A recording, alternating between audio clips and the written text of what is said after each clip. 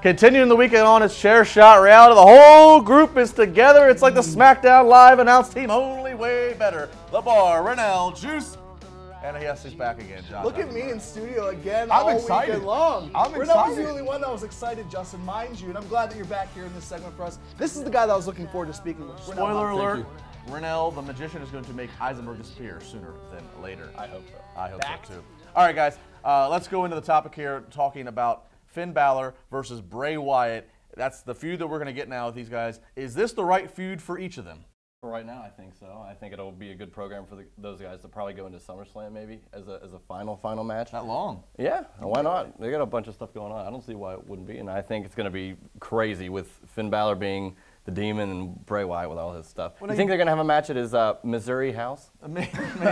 You bring that up though, but he's, you know, it looks like Finn's only going to be the Demon on like the major SummerSlam. Well, like, but building up to SummerSlam. Does it take till SummerSlam till the Demon comes out? Yeah, maybe he has a match with him and it's just whatever, and then something gets into him and he's broken. Just like, you know, he has his own. Broken. Well, he turns into the Demon.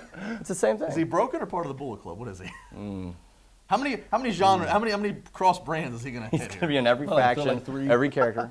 I think that you have Finn Balor and Bray Wyatt right now, two creative guys. You know, they tried and they failed with Bray Wyatt and Randy Orton. Why? Because Randy Orton was never this unique character. He was just Randy Orton. Justin, you said it best. He is the prototypical superstar. He has the look, he has the build, he has the size, he has everything you want for a professional wrestler. Bray Wyatt doesn't have that and Finn Balor doesn't have that. That's why these two guys work very well together. I would love to see the Demon King finally come back at SummerSlam because that's really the last time we saw him, correct? When he got hurt against Seth Rollins.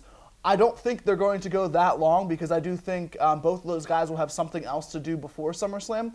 You know, Great Balls of Fire, whatever pay-per-view they want to come up with, you know. Oh, yeah. That's going to be, the July pay-per-view is going to be one that they're going to load up, and then I think they're going to transition multiple feuds. But right now, this works for both guys on multiple levels. You need to bring Bray Wyatt back in a creative role. You need Finn Balor back in a creative role. You need to keep Bray Wyatt's creativity going.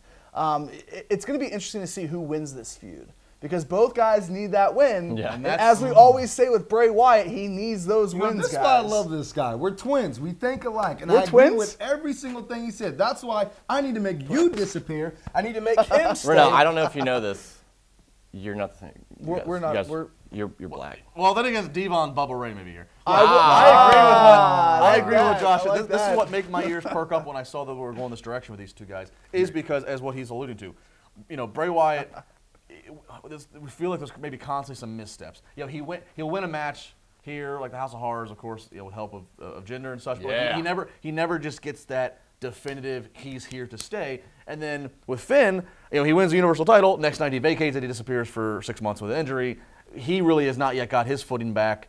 You know, he's had a few simple wins against a Jinder Mahal. Yeah, right. But yeah, it's almost like in this feud, somebody's going to get made, but somebody's still going to be left behind. Yeah, it's not a case where like with Roman and Braun, where whoever loses really won't get lost in the shuffle. These both you guys knew to win, and then maybe it'll be a draw. Well, the one thing I want to know, Renell, I mean, obviously you're the fan of creativity, of magic. You know, you make things disappear, make things come together. I always encouraging him. Look, right out the air. Okay. Where did that even come from? What? He said his ears were perking up. Carnival. So, you know. Did you go on a cruise ship recently? Stop pulling stuff out of my body. I'm never going to tell you again. To get the deck of cards. I think right now, you know, and I really didn't think about the Demon side of Balor until you said it. I think it's a great combination right now of them building something extremely perfect. I could see it stretching a long way, agreeing with Juice. I could see it stretching a long way. But at the same time right now, I do feel like I said, I agree with you earlier, I feel like in a way there was a ball that was dropped between him and Randy Orton. This is time for them to pick it back up. This is a new start for them to do some great things.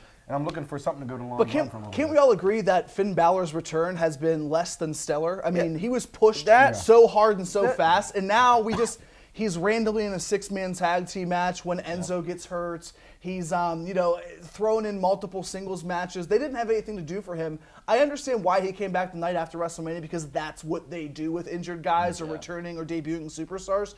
But you have Finn Balor here floating around like he's kind of just I don't want to see this long term with Bray Wyatt because I want to see what the obvious is, which they started to scratch at on Raw, which is the unfinished business of the guy who injured him, the guy who's claiming he's in line for the title for Brock, And then you obviously have Finn making the case that he never lost the title. So it's like, that's what I want to see. I really don't. Do you think I think Bray Wyatt's a placeholder. Do you think that hurts though now, but because Rollins is a face and they don't want to make it face versus face right off the bat? Maybe, and that's probably what. That's probably what. But I think that's a SummerSlam. I think the poetic justice is Rollins injured him at SummerSlam last year. You do it at SummerSlam. Face first face. For no title though.